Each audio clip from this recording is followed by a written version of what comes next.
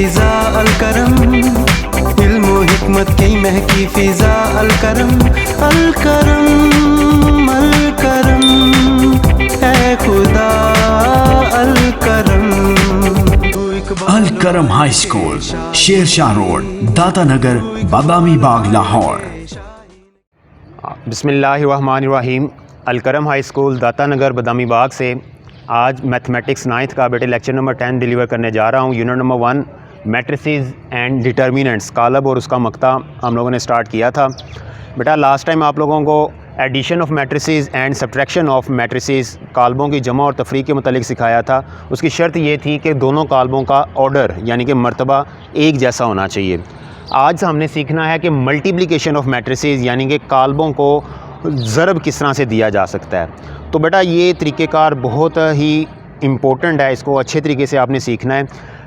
Let's suppose मेरे पास दो कालब हैं, एक है कालब ए 4 5 3 3 और एक कालब है बी 3 2 1 9।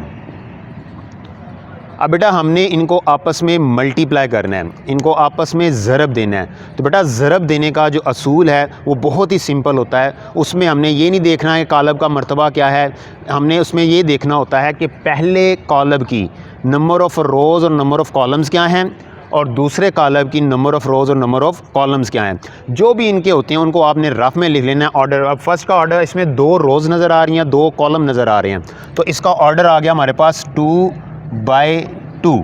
इसी तरह से अगर दूसरे वाले आप मैट्रिक्स देखें, अगर उसका अब हम निकालेंगे ऑर्डर, तो इसमें भी मुझे 2 रोज़ और 2 कॉलम नज़र आ रहे हैं। तो उसका ऑर्डर जब लिखना है तो बेटा आपने याद रखना है जो पहले वाला ऑर्डर लिखा है उसके बिल्कुल नीचे स्टार्ट करना है, लेकिन लास्ट वाले डिजिट से स्टार्ट करना है। तो उसका भी है 2/2।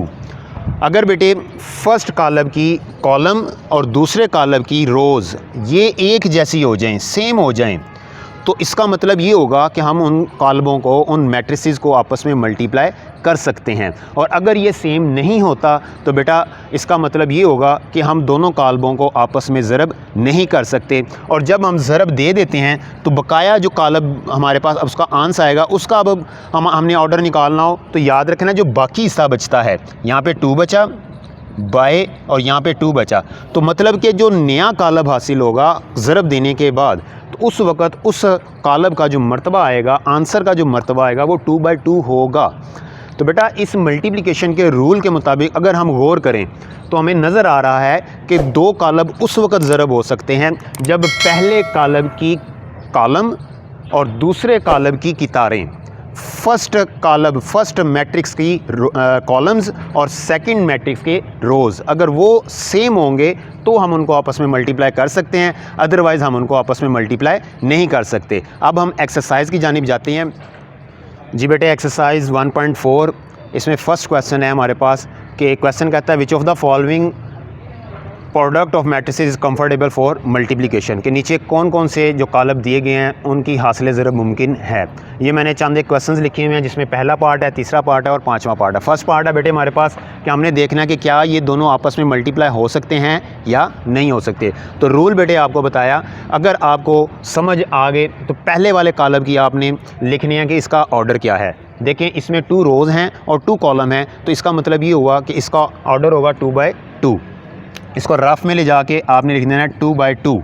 ये इसका हमारे पास पहले में। अब दूसरे मैट्रिक्स का देखना है कि इसका ऑर्डर क्या है।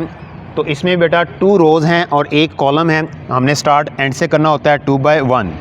तो मतलब ये हुआ पहले कालब की कॉलम और दूसरे कालब की कितारें, पहले के कॉलम और दूसरे की कितारें रोज़ सेम हैं, लिहाजा हम इनको आपस में मल्टीप्लाई कर सकते हैं। तो यहाँ पे आप लिखेंगे number of columns in first matrix and number of rows in second matrix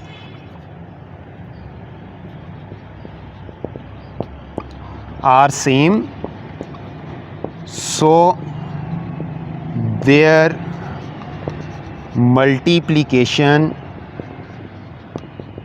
is possible. मतलब ये है चूँकि पहले कालब के कॉलम और दूसरे कालब की कितारों की तादाद बराबर है, लिहाजा हम इनको ज़रब दे सकते हैं। बेटा ये मेथड है। अब दूसरे वाला, अब तीसरा पार्ट है बेटा, इसमें देखें फर्स्ट वाले का ऑर्डर है हमारे पास है 2/1, 2/1, इसका है 2/2। अब बेटा देखिए पहले की कॉलम और दूसरे की कितारें सेम नहीं हैं, लिहाजा हम इनको आपस में मल्टीप्लाई नहीं कर सकते। तो यहाँ पे लिखेंगे as number of column in first matrix and number of rows in second matrix are not same, are not equal, so there multiplication is not possible. इसी तरह से ये फर्स्ट वाला 5 है, 5 वाला क्वेश्चन है पहले सवाल का बेटा। उसमें आपने देखना है फर्स्ट वाला जो मैट्रिक्स है इसमें 2 रोज़ हमें नज़र आ रही हैं और 3 कॉलम नज़र आ रहे हैं, तो ऑर्डर आ जाएगा 2/3। अब सेकंड वाले का अगर हम देखें तो यहाँ पे मुझे 3 रोज़ नज़र आ रही हैं और 2 कॉलम नज़र आ रहे हैं, तो बेटा जब मैं इसका ऑर्डर लिखूँगा तो वो है 3/2। अब चूँकि फर्स्ट मैट्रिक्स पहले कॉलम की जो कॉलम हैं वो 3 हैं, दूसरे मैट्रिक्स की कितारें भी 3 हैं, तो बेटा हमने ये देखा कि पहले मैट्रिक्स की पहले कॉलम की कॉलम और दूसरे कॉलम की कितारें सेम हैं, लिहाजा इनकी मल्टीप्लिकेशन पॉसिबल है। ये है बेटा हमारा क्वेश्चन नंबर 1। अब हम करते हैं क्वेश्चन नंबर 2। जी बेटे क्वेश्चन नंबर 2 है हमारे पास कि ए और बी मैट्रिसेस हमें दिए गए हैं। कहता है कि फाइंड इफ़ पॉसिबल, अगर मुमकिन हो तो मालूम कीजिए। पहले नंबर पे लिखा हुआ है ए बी और दूसरा पार्ट है बी ए। अब बेटा हमने अभी तक सीखा कि मल्टीप्लिकेशन हो सकती है या नहीं हो सकती, अब हम उनको आपस में मल्टीप्लाई करेंगे। तो ए बी लिखा हुआ है, ए बी 2 रकमों के दरमियान कोई साइन ना हो तो बेटा वो मल्टीप्लिकेशन का साइन होता है। तो अब हम ए बी को फाइंड आउट करते हैं। A b is equal to, पहले ए लिखा हुआ है तो बेटा ए का मैट्रिक्स आपने लिख देना है 3 -1 0 2, और फिर उसके बाद बी है तो बी का मैट्रिक्स लिखेंगे 6 5। बेटा अब हम देखते हैं कि क्या ये मल्टीप्लाई भी हो सकते हैं या नहीं हो सकते। तो ये रफ में जाके आपने देखना है। फर्स्ट मैट्रिक्स का जो ऑर्डर है वो है 2/2 और दूसरे का जो ऑर्डर है वो है 2/1, 2/1। तो बेटा पहले के कॉलम और दूसरे की कितारें सेम हैं, लिहाजा ये आपस में मल्टीप्लाई हो सकते हैं। और जो इनका आंसर आएगा वो हमें नज़र आ रहा है, यहाँ पे 2 बचा और यहाँ पे 1 बचा, तो जो आंसर आएगा उसका जो हमारे पास मर्तबा होगा, ऑर्डर होगा, वो 2/1 होगा। अब बेटा हम इसको सोल्व करते हैं। सोल्व करने का मेथड क्या होगा? सोल्व करने का मेथड नहायत सिंपल, बहुत ही सिंपल है। बेटा आपने क्या करना है, मल्टीप्लाई करने के लिए किसी भी 2 कॉलमों को, पहले की रो को दूसरे के कॉलम के साथ आपने मल्टीप्लाई करना है। देखें फर्स्ट रो है हमारे पास 30, मैंने अंडरलाइन किया 30, इसको मल्टीप्लाई करना है आपने दूसरे कॉलम की कॉलम के साथ 6 5 के साथ। ये कॉलम, पहली रो दूसरे का कॉलम। अब मल्टीप्लाई करने का मेथड क्या होता है? A b is equal to, जो आपने रो सेलेक्ट की है उसमें पहला एलिमेंट दूसरे कॉलम के पहले एलिमेंट के साथ मल्टीप्लाई होगा, यानी कि 3 मल्टीप्लाई होगा 6 के साथ और 0 मल्टीप्लाई होगा 5 के साथ। फिर इस देख लें, पहले की जो रो के एलिमेंट हैं वो मल्टीप्लाई होंगे दूसरे कॉलम की कॉलम के साथ, तो 3 मल्टीप्लाई होगा 6 के साथ, 0 मल्टीप्लाई होगा 5 के साथ, और दरमियान में साइन हमेशा प्लस का आएगा, क्योंकि एक ही रो इस्तेमाल कर रहे हैं तो दरमियान में साइन प्लस का आएगा। तो 3 मल्टीप्लाई होगा 6 के साथ और 0 मल्टीप्लाई होगा 5 के साथ। बेटा इनके गिर्द ब्रैकेट लगा लेनी है, क्योंकि एक ही रो हम इस्तेमाल कर रहे हैं तो दरमियान में साइन प्लस का आएगा। अब एक रो ने अगले पूरे कॉलम के साथ मल्टीप्लाई हो लिया, अब ये रो का काम ख़त्म, अब दूसरी रो आ जाएगी। अब ये रो में भी सेम टू सेम वही मेथड होगा, जो दूसरी रो है वो पहले कॉलम के साथ मल्टीप्लाई होगी। -1 मल्टीप्लाई होगा 6 के साथ, 2 मल्टीप्लाई होगा 5 के साथ। तो लिखेंगे जी -1 मल्टीप्लाई बाय 6 इसके गिर्द ब्रैकेट और 2 मल्टीप्लाई बाय 5 इसके गिर्द ब्रैकेट और दरमियान में प्लस। चूँकि दूसरा कॉलम हमारे पास नहीं है लिहाजा हम दूसरा कॉलम नहीं बनाएंगे। अब बेटा इनको आपस में मल्टीप्लाई करेंगे तो a b is equal to, अब 3 6 को 3 से मल्टीप्लाई करेंगे 18, दरमियान में प्लस 5 जब 0 के साथ मल्टीप्लाई होगा आंसर इज़ 0। 6 1 के साथ मल्टीप्लाई होगा 6 1 6, दरमियान में प्लस का साइन है 5 2 10। ये बेटा ए बी, अब इसकी मज़ीद कैलकुलेशन करेंगे। 18 में 0 ऐड करें तो आंसर इज़ 18 माइनस 6 प्लस का 10। जब साइन डिफरेंट होते हैं हमेशा सब्ट्रैक्ट किया जाता है और बड़ी रकम के साथ जो साइन हो आंसर के साथ वो साइन आएगा। 10 में से 6 माइनस करेंगे आंसर आएगा 4, बड़ी रकम के साथ प्लस है तो प्लस, तो ये हमारा ए बी का आंसर आएगा। इसी तरह बेटा आपने बी ए मालूम करना है। अगर उनके पहले के कॉलम और दूसरे की कितारें सेम हुई तो मल्टीप्लाई हो सकते हैं, और अगर नहीं हुई तो नीचे लिखेंगे it's multiplication is not possible. Question number 3, find the following products. Question number 3 simple सा है बेटा, फर्स्ट पार्ट है इसका। क्वेश्चन लिखा हुआ है 1 2 मल्टीप्लाई होगा 4 0 के साथ। अब मल्टीप्लाई करने का मेथड बेटा मैंने आपको बता दिया। पहले का आपने ऑर्डर लिखना है, पहले का ऑर्डर है चूँकि एक ही रो है, एक रो 2 कॉलम 1/2 और दूसरे का 2 रोज़ और 1 कॉलम 2/1। चूँकि इन पहले के कॉलम और दूसरे की कितारें सेम हैं लिहाजा मल्टीप्लाई कर सकते हैं, और जो आंसर आएगा उसका ऑर्डर होगा 1/1। अब बेटा लेट्स सी कैसे मल्टीप्लाई करना है। मैंने आपको बताया पहले की रो दूसरे के कॉलम के साथ मल्टीप्लाई होगी, ये पूरी रो इस कॉलम के साथ मल्टीप्लाई होगी। 1 मल्टीप्लाई होगा 4 के साथ और 2 मल्टीप्लाई होगा 0 के साथ। चूँकि एक ही रो है तो दरमियान में साइन प्लस का और इसके गिर्द ब्रैकेट।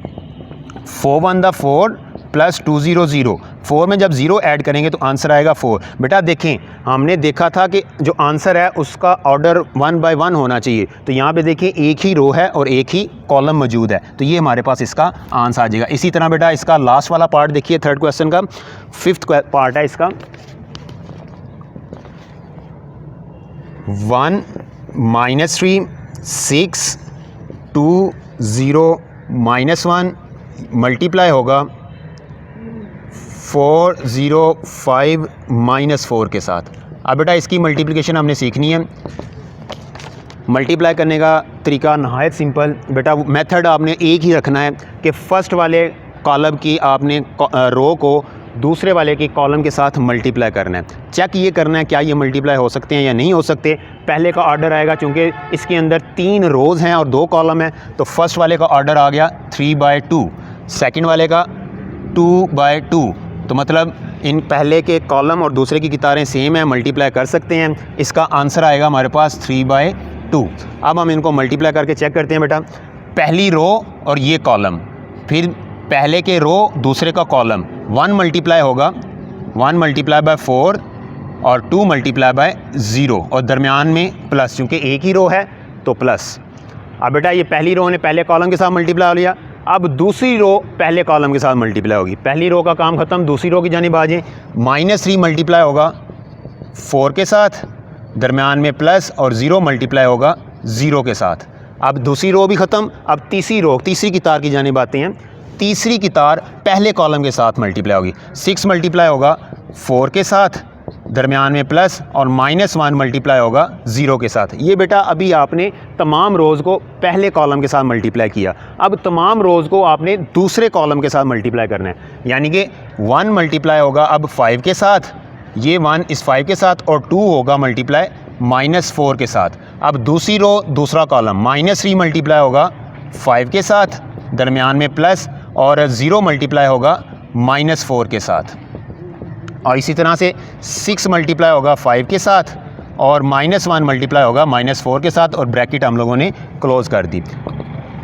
अब बेटा इनको एक कैलकुलेशन मज़ीद करनी है। 4 को 1 के साथ मल्टीप्लाई करें, 4 1 4 प्लस 2 0 से होगा तो 0, 4 3 12 माइनस का 12 प्लस 0 0 से होगा तो 0, 6 4 24 और प्लस -1 0 से मल्टीप्लाई होगा तो 0, 5 1 5 प्लस माइनस माइनस, और 4 2 8, फिर 5 3 -15 प्लस, चूँकि ये 0 के साथ मल्टीप्लाई होगा तो आंसर इज़ 0, 6 5 30, और ये माइनस माइनस प्लस हो गया बेटे अंदर, और प्लस प्लस प्लस हो जाएगा, 4 1 4, ये हमारे पास। अब बेटा देखें, आप लोग गौर करें मल्टीप्लिकेशन में जो दूसरा एलिमेंट है सेम है, 4 4 4 0 0 0 5 5 5 -4 -4 तो ये बेटा आपने हमेशा याद रखना है मल्टीप्लिकेशन के असूल में। अब बेटा 4 में जब 0 ऐड होगा आंसर इज़ 4, -12 में 0 ऐड होगा, आंसर -12, 24 में 0 ऐड होगा तो आंसर 24।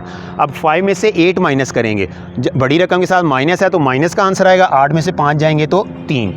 -15 में जब 0 ऐड करेंगे -15, और 30 में जब 4 ऐड करेंगे तो 34, और ये बेटा हमारे पास इसका आंसर। अब हमने देखा रफ में कि जो आंसर आया उसका ऑर्डर होना चाहिए 3/2। अब बेटा जब 3/2 हम करेंगे तो यहाँ पे देखें 3 रोज़ हैं और 2 हमारे पास कॉलम हैं। तो ये बेटा हमारी आज का लेक्चर था। पहले 3 क्वेश्चन एक्सरसाइज 1.4 के आपने सोल्व करने। अगर किसी का कोई क्वेश्चन है तो हमें कमेंट में लिख सकते हैं। इंशाल्लाह नेक्स्ट वीडियो से पहले आपके सवालात का जवाब दे दिया जाएगा। अल्लाह हाफिज़।